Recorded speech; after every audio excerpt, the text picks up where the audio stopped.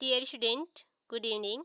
स्वागत है आप सभी का हमारे यूट्यूब चैनल प्रतियोगिता संसार में। आज का हमारा अध्ययन विषय है remote sensing and GIS remote sensing and techniques. और इसमें हमारा अध्ययन टॉपिक है डिजिटल इमेज। हम इसका अर्थ, इससे संबंधित सामान्य जानकारी और इसके जो प्रकरण है यानी कि इसके प्रोसेसिंग और इसके जो एडवांटेज है यानी कि लाभ है, इन सभी का अध्ययन करेंगे इसमें। सबसे पहले देखते हैं हम डिजिटल इमेज, इसके परिचय और डिजिटल इमेज किसे कहते हैं इसके बारे में। डिजिटल इमेज लघु आकार के जो समक्षेत्र पिक्चर तत्वों के क्रम के रूप में व्यवस्थित किए जाते हैं और डिजिटल इमेज में प्रत्येक छोटे से छोटे तत्व को पिक्सल के नाम से या इसको पिक्सल के नाम से जाना जाता है या पिक्सल के नाम से पुकारे जाते हैं। ये कुछ इस प्रकार से बनाए जाते हैं जो होते हैं ये पिक्सल इस प्रकार से रहता है इसको, और इसे शॉर्ट रूप में पेल ये कहा जाता है, यानी कि इसका संक्षिप्त नाम है इमेज का या पिक्सल का। प्रत्येक पिक्सल का मान जो है संख्याओं में होता है और जिसे क्या कहते हैं, डिजिटल नंबर कहते हैं, DN कहते हैं। ये जो पिक्सल है इनका मान होता है और इन्हें DN के नाम से या डिजिटल नंबर के नाम से जानते हैं। पिक्सल धरातल की दूरियों के मीटर अथवा किलोमीटर में प्रदर्शित करते हैं। ये जो पिक्सल होते हैं वो क्या करते हैं, धरातल की जो दूरी है उनको मीटर अथवा किलोमीटर में प्रदर्शित करते हैं। और ये जो पिक्सल है उनका आकार संवेदक के अनुसार भिन्न भिन्न होता है, यानी कि जो उपकरण है या जो विभेदक क्षेत्र है उनके अनुसार अलग अलग होता है, जिसे विभेदक कहते हैं, रिजोल्यूशन कहते हैं। उसका साइज, विभेदक का मतलब क्या होता है, रिजोल्यूशन। उसका साइज किस में हो रहा है, यानी कि किस वर्ग में हो रहा है। जैसे कि आपके मोबाइल वगैरह में दिखे होंगे, वीडियो वगैरह अपलोड करते हो तो उसमें क्या होता है, उसकी कुछ साइज आता है। और फोटो वगैरह भी अपलोड करते हैं तो उसमें क्या आता है, रिजोल्यूशन होता है उसका, हाई क्वालिटी का, मध्यम क्वालिटी का, निम्न क्वालिटी का, उसमें रिजोल्यूशन होता है। इस प्रकार से ये विभेदक या रिजोल्यूशन होता है। इसमें भी पिक्सल का जो आकार होता है तथा धरातली दूरी के अनुपातिक संबंध को ही क्या कहते हैं, विभेदक कहते हैं। यानी कि पिक्सल का जो आकार और धरातली विधि जो दूरी है उसका अनुपातिक संबंध। जैसे कि पिक्सल का आकार कितना है, जैसे कि इसमें 1280 गुणित इसमें कर दिए 750, ये हमारा कौन सा है, ये मध्यम आकार का है। ये इसको कहते हैं इसका आकार। अब इसका धरातली दूरी, तो इसको क्या करेंगे हम, इस प्रकार से कुछ बना रहेगा हमारा पिक्सल, ये हो जाएगा हमारा विभेदन कहते हैं इसी को।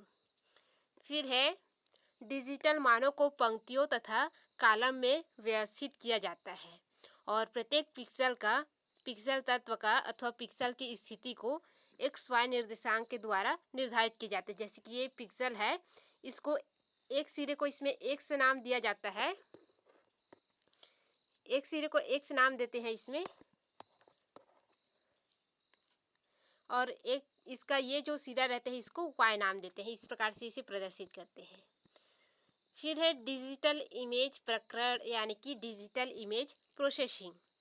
तो डिजिटल इमेज प्रोसेसिंग ये है क्या, इसका अध्ययन करते हैं। डिजिटल इमेज प्रकरण या प्रोसेसिंग कंप्यूटर की सहायता से किसी प्राप्त इमेज का विश्लेषण तथा परिचालन करना होता है। यानी कि कोई भी हमें फोटो प्राप्त है तो उसका विश्लेषण वगैरह करेंगे, हम उसको एडिट वगैरह करेंगे या अपलोड वगैरह करेंगे, वो होता है प्रोसेसिंग।